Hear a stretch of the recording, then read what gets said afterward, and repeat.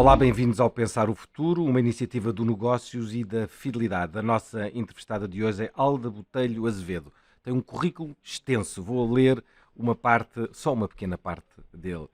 É doutorada em Demografia pela Universidade Autónoma de Barcelona, investigadora auxiliar no Instituto de Ciências Sociais, Universidade de Lisboa, professora auxiliar convidada no Instituto Superior de Ciências Sociais e Políticas e faz investigação em demografia da habitação e envelhecimento da população. Dois temas que estão na ordem do dia, já estão na ordem do dia há alguns anos, na verdade, nomeadamente nos grandes centros urbanos, em Lisboa, no Porto, noutras cidades pelo mundo fora.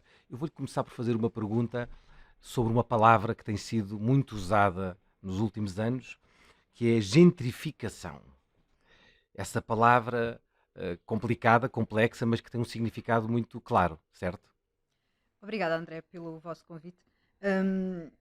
Sim, a gentrificação era um grande palavrão há algumas décadas, tornou-se bastante mais conhecida dos portugueses, sobretudo nos grandes centros urbanos, quando começámos a assistir a este movimento de população, de chegada, de entrada a determinadas áreas geográficas da cidade, que tinham determinadas características e que, portanto, estavam permeáveis, vulneráveis a essa chegada, puderam acolher esses novos habitantes que tinham um conjunto de características socioprofissionais, socioeconómicas, diferenciadas daquelas que eram as pessoas que habitavam nesses nessas áreas geográficas. E, portanto, em Lisboa nós temos vários casos, já desde portanto, os primeiros movimentos que se possam começar a chamar de gentrificação não são assim tão recentes. Na década de 90 já tínhamos nas zonas mais centrais de Lisboa esta situação, tornou-se Mas essa muito mais situação visível. com que pessoas, com que nacionalidades, que tipo de imigração é que estava a chegar a Lisboa nessa circunstância? Portanto, quando nós falamos, nós temos sempre vários grupos de imigrantes, não é? Temos, por um lado, os imigrantes não qualificados, que são pessoas que vêm à procura de melhores condições de vida, pessoas que vêm, ao fim e ao cabo, muitas vezes, ocupar os empregos que as outras pessoas que já cá estão não os querem fazer, e aí tivemos vagas de população vinda dos países africanos de língua oficial portuguesa, população vinda do Brasil. Depois, mais recentemente, temos, por exemplo, vagas da Ásia que nos têm Do chegado, Nepal, do do Bangladesh, alguns Bangladesh, da Índia mesmo. exatamente, mais recentemente também da Índia, da China.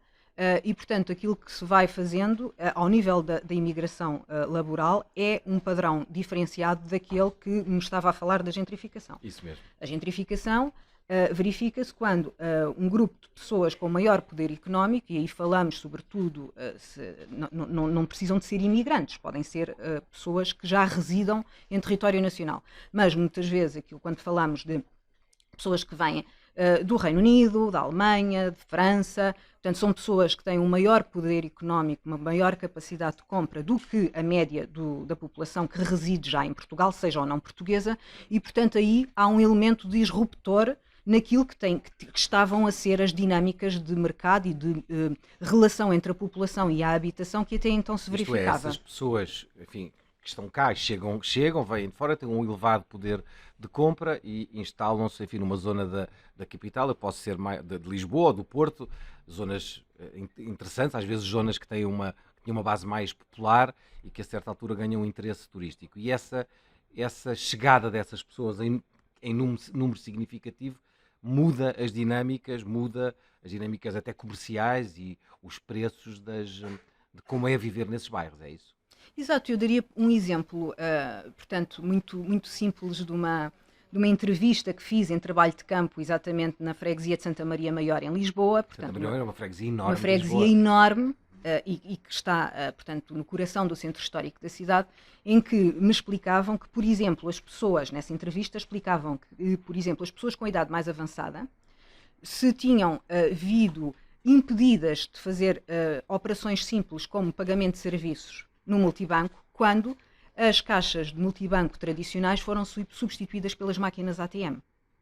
Aquelas Onde não máquinas existe que não a são opção. não Exato. são as de multibanco, são aquelas que na verdade servem um tipo, servem turistas e servem, não têm exatamente as E não mesmas tem as alternativas. opções da operação de pagamento de serviços. E, portanto, Isso. as pessoas têm de fazer deslocações muito maiores para questões cotidianas. O mesmo relativamente ao comércio, às relações Portanto, comerciais, como estava isso a é dizer. uma consequência da gentrificação, então. Há uma alteração do padrão normal daquilo que acontece numa coisa, enfim, que parece banal, mas que tem de facto impacto na vida das pessoas. Deixa de haver um serviço Sim, porque multibanco idêntico ao que havia. aquilo que acaba por acontecer é uma maior heterogeneidade nas características da população residente. Portanto, temos os residentes que há longo tempo habitavam aquele espaço e temos a chegada de novos residentes. É claro que, por exemplo, se os comerciantes ou se os provedores de serviços começam a dirigir a sua atividade mais para os recém-chegados, aqueles que já lá residiam vão ter dificuldades adicionais nas suas necessidades diárias. A diferença aqui é o poder económico, a capacidade económica, isto é, há pouco eu fazia referência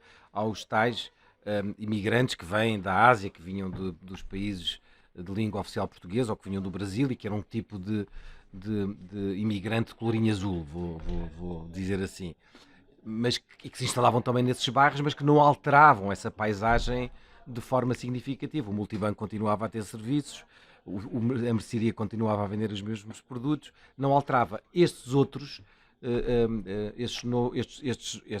estas outras pessoas, como têm maior poder de compra, é isso que altera, é isso que faz a diferença, é essa capacidade de mudar a dinâmica económica do bairro. Sim, porque vai mexer nas leis de mercado, não é? Nas forças de mercado. O exemplo da habitação é, nesse aspecto, absolutamente crucial, porque se começam se começa a existir uma procura que tem um maior poder de compra do que aquela que era a procura anterior, naturalmente as pessoas querem vender as suas habitações pelo maior valor possível. Isso faz, por exemplo, pensemos no programa dos vistos Gold, que agora foram alterados e bem, na minha opinião, para exatamente impedir que a continuidade da tendência que se estava a verificar. Se nós temos um conjunto de... Se os requisitos para acesso a um visto Gold é, por exemplo, comprar uma habitação de 350 mil euros, a habitação custava 300 mil, Passa para 350 mil. o proprietário imediatamente vai pedir 350 mil por ela. Não é? E, portanto, isto prejudica aquilo que eram os residentes habituais daquela área. Deixe-me fazer aqui olhar para isto de uma forma não contraintuitiva. Usou a palavra prejudica, mas é o facto de se de alguma forma subir o nível ou tornar mais pesadas, mais exigentes a forma de acesso a esses vistos Gold não prejudica também a possibilidade dessas pessoas poderem vender a sua casa por um preço mais elevado, isto é, se de alguma forma se limita a venda, se limita por fazer subir muito o preço. Se eu tiver, respondo-lhe com um exemplo prático, mais uma vez. Se eu tiver uma casa numa zona histórica e se a vender por 350 mil euros, se eu quiser continuar a viver naquela área, eu vou ter de gastar os mesmos 350 mil ou mais. Em rigor, eu não ganhei dinheiro. Não, aí não ganhou. Eu só ganho dinheiro se eu me deslocalizar para outra área. Que é o que acontece, não é? O chamado displacement, não é? E aqui entram as novas dinâmicas, que é... Primeiro, nem todas as pessoas são proprietárias, não é? E segundo, quando Portanto, há umas existe... pessoas que são arrendatárias e que têm rendas de longo, tinham rendas antigas e que agora com a lei das rendas podem, a certa altura, não conseguir ficar na sua casa tendo em conta os aumentos. Exatamente. Portanto, após décadas de congelamento de rendas, nós tivemos aquilo que foi, em 2012, o novo regime do arrendamento urbano, em que se facilitou a cessação de contratos antigos. Ainda permanecem alguns contratos antigos, não vamos acreditar que os resultados do recenseamento de 2021 provisórios, que já estão disponíveis, nós sabemos que houve uma quebra, mas não será uma quebra assim tão acentuada como talvez se fez pensar, de forma generalizada. Portanto, há uma localização dessas questões e aquilo que acontece, portanto, é o proprietário que tem naturalmente um arrendamento de longa duração e do qual retira muito pouco proveito, tem todo o interesse em conseguir substituir esse arrendamento por outro tipo de situação.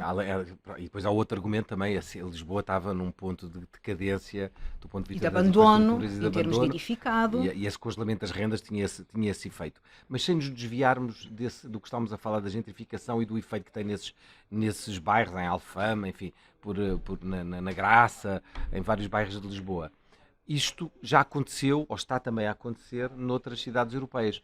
Qual é a trajetória habitual? Qual é o percurso habitual? Isto é, o que é que vamos assistir? Vamos assistir a que as cidades, que se por um lado beneficiam claramente pela chegada de pessoas com maior poder de compra e, portanto, a cidade fica mais bonita, mais valorizada, mas por outro lado afasta as pessoas com menor poder económico. Isto termina como? Em que estes bairros ficam uma espécie de Disneylândia para um grupo muito restrito de pessoas. Isto é uma visão excessiva da minha parte.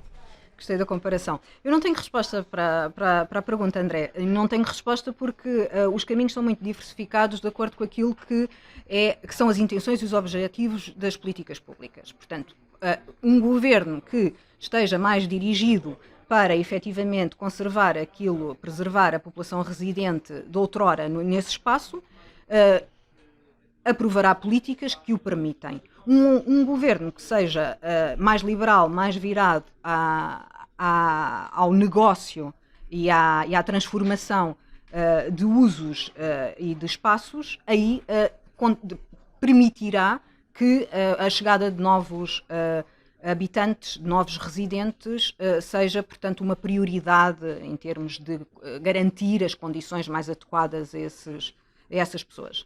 Mas qual é que era? Enfim, o Presidente da Câmara atual apresentou agora novas casas de habitação a renda controlada e, portanto, com preços mais simpáticos, embora não nesses bairros populares. Ainda estamos a falar da zona, no caso de Lisboa, de Entre Campos, etc.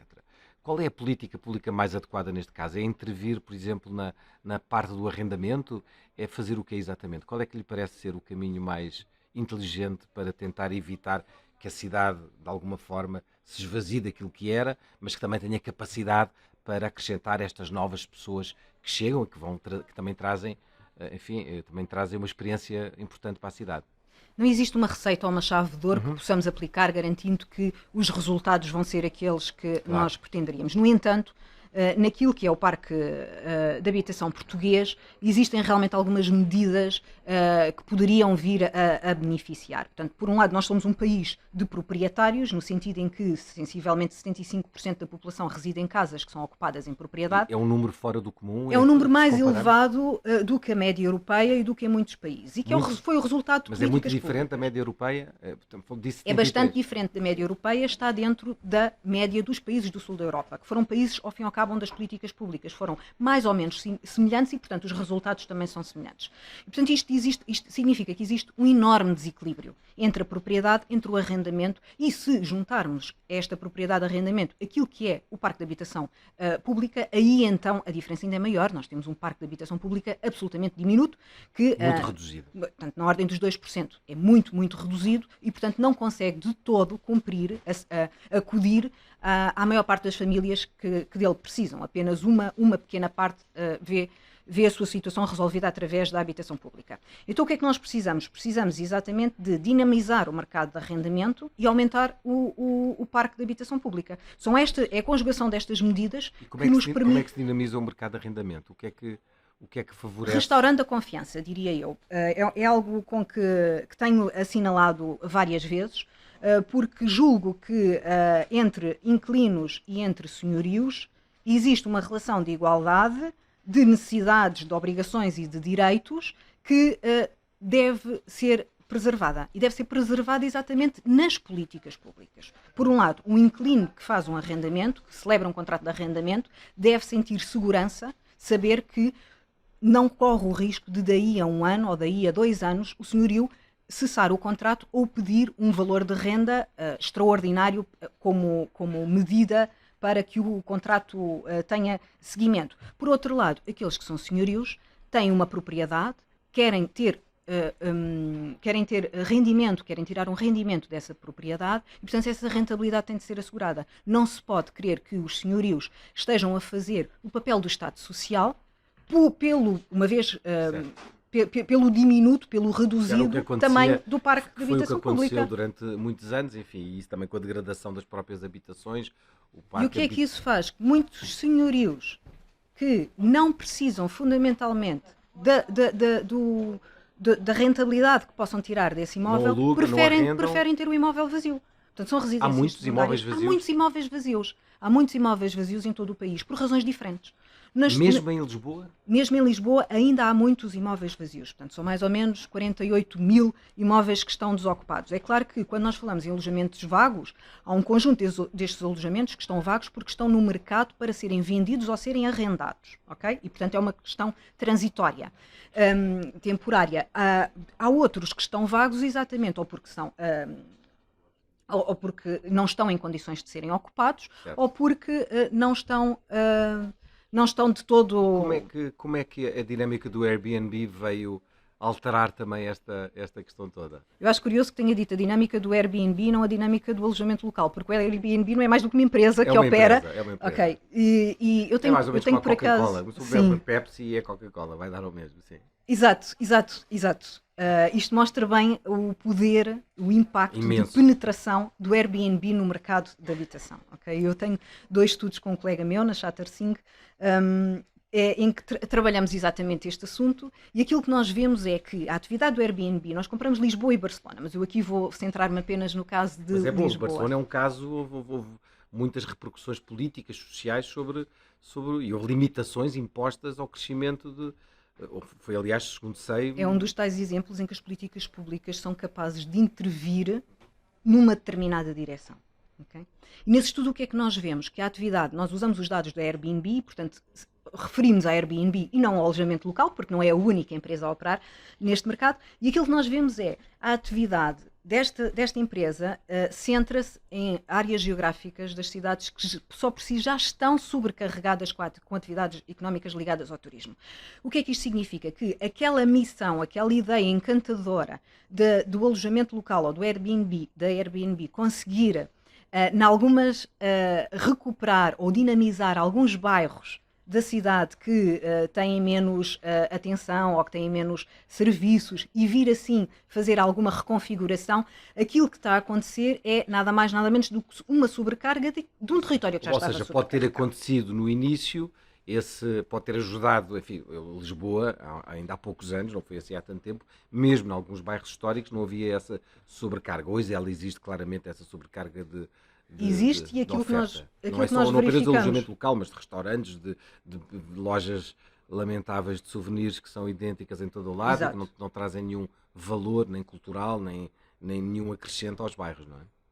Exato. Nós, aquilo que vemos no nosso estudo também é que a atividade da Airbnb, por um lado, aquilo que faz é retirar unidades, alojamentos, fogos, que poderiam estar em arrendamento de longa duração e não estão. Portanto, há aqui uma redução do mercado de arrendamento, nós já sabemos que é exatamente. pequeno. E isso afasta as pessoas, os moradores, que são a âncora dos bairros e das cidades, é isso? E faz com que os proprietários de determinado alojamento prefiram arrendá-lo na curta duração, na Airbnb, do que no longo, porque a receita é maior. Mas aqui o empenho, a dedicação necessária à gestão de um alojamento local também é muito maior. E, portanto, haverá muitos proprietários que, através do arrendamento de longa duração, podem ter ali um investimento que, ao fim e ao cabo, acaba por render mais do que uma poupança num banco, tendo em conta as taxas de juros que hoje conhecemos, e que não o fazem se não tiverem a tal salvaguarda de que a casa vai ser estimada, que as rendas serão adequadas àquilo que é a qualidade e dado edificado e por aí adiante. É que passou a existir esse negócio também, da pessoa ter 2 ou 3 casas e depois fazer a vida de alugar, fazer esse arrendamentos de curtíssima duração, e as pessoas vivem disso, não é? Exato, e não deixa de ser uma atividade como outra qualquer, e portanto isso tornou-se mais popular, mais comum na altura da crise, não é? Porque as taxas de desemprego, as elevadas taxas de desemprego fizeram com que as pessoas precisassem de se reinventar. Eu conheço exemplos disso, pessoas que trabalhavam, que tinham um emprego, perderam o emprego e a certa altura ou tinham casas para arrendar ou trabalharam para pessoas que tinham essas casas para alugar para o alojamento local. Agora, o perigo aqui é que muitas dessas pessoas, para poderem reinventar a sua atividade profissional, tiveram de contrair empréstimos. E, portanto, em situações como a que vivemos há poucos meses, de pandemia, de confinamento, de uma quebra nas entradas de turismo, essas pessoas tiveram de continuar a cumprir com os seus empréstimos, não é? E viram-se em situações de grande desconforto. a situação da profissionalização daquilo que é o alojamento local é que acaba por desvirtuar um bocadinho aquilo que eram talvez as ideias ou os princípios iniciais da atividade e, portanto, temos empresas que têm muitos fogos em cidades, empresas que operam em várias cidades europeias e aí, portanto, depois conseguem preços muito mais competitivos. Já não é o empresário em nome individual, são redes que, como acontece no caso da Uber, de uma pessoa que está cá, tem uma empresa e tem 20 tipos ou 30 ou 40 táxis, ou 30 ou 40 motas, ou tem 30 ou 40 apartamentos. Portanto, é uma espécie de hotelaria não assumida, é isso.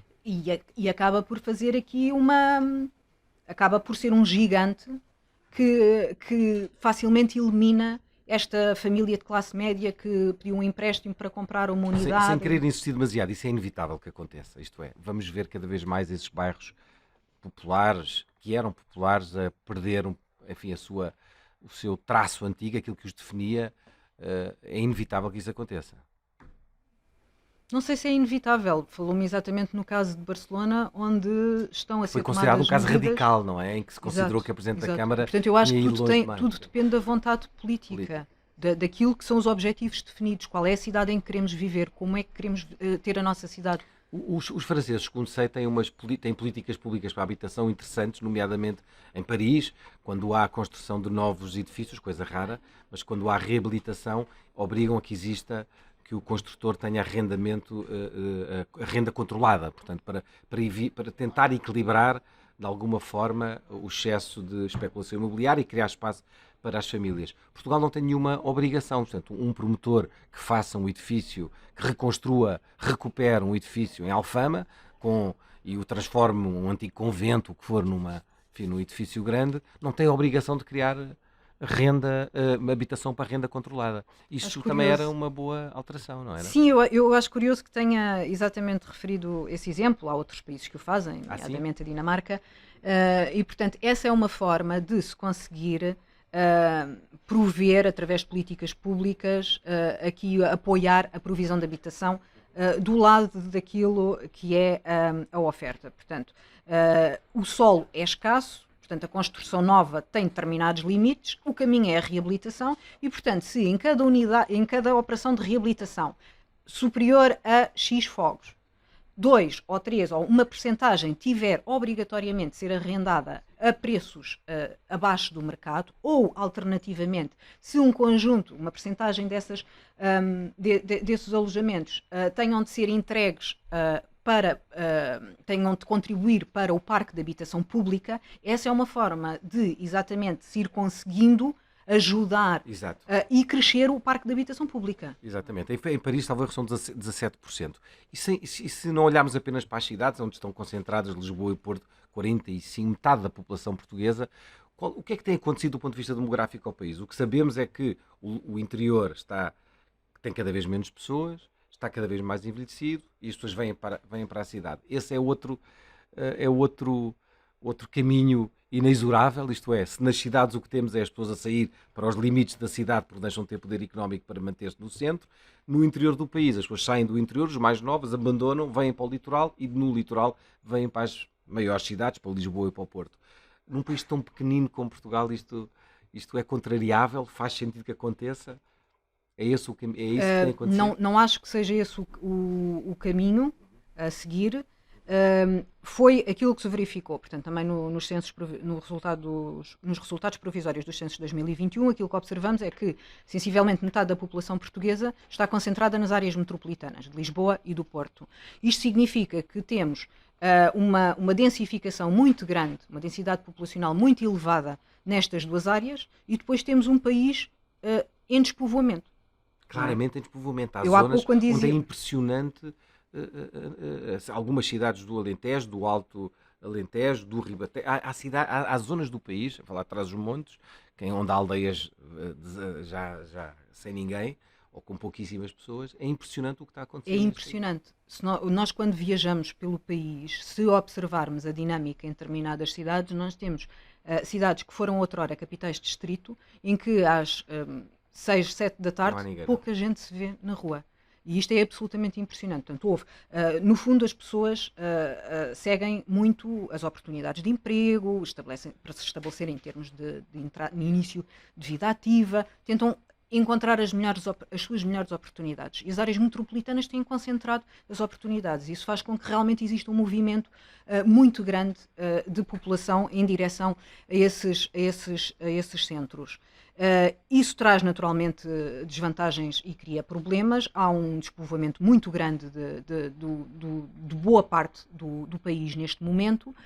Isso faz com que, há pouco, quando eu dizia que nos alojamentos vagos há diferentes explicações, no interior do país é porque efetivamente as pessoas saíram, quer por efeito da mortalidade. Porque, há zonas, há pequenas cidades do interior do país onde o que mais se vê são placas a dizer vende-se. Casas fantásticas a preços muitíssimo baixos, porque as pessoas pura e simplesmente morreram e os netos e os filhos já não estão lá e não querem ficar ali.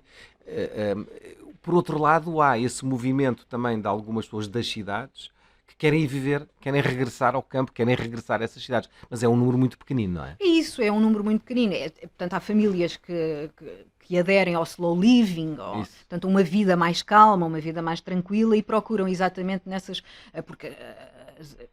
procuram exatamente nessas áreas encontrar essa vida mais calma. Mas ao fim e ao cabo, por isso é que esses casos dão reportagens e dão... Porque são muito poucos, porque são efetivamente... Não são a norma, não são o normal, exato, são a exceção e é sempre muito romântico. Exato, e há uma ideia muito, muito romântica dessas circunstâncias. Mas não tem expressão do ponto de vista demográfico, não tem expressão. Ainda não sabemos propriamente, os resultados do recenseamento 2021 dir-nos-ão um pouco mais, porque nós vamos conseguir analisar a caracterização socioprofissional das pessoas que residiam em 2011 e que passaram a residir, mas eu não creio que seja expressivo. Já estamos nos minutos finais, mas se compararmos com o que acontece noutras cidades e noutros países europeus, o que verificamos é que as cidades médias portuguesas, que são mais pequenas que as cidades médias europeias, somos um país mais pequeno, mas que as cidades médias portuguesas estão mais fragilizadas que essas cidades médias. O exemplo imediato, Espanha.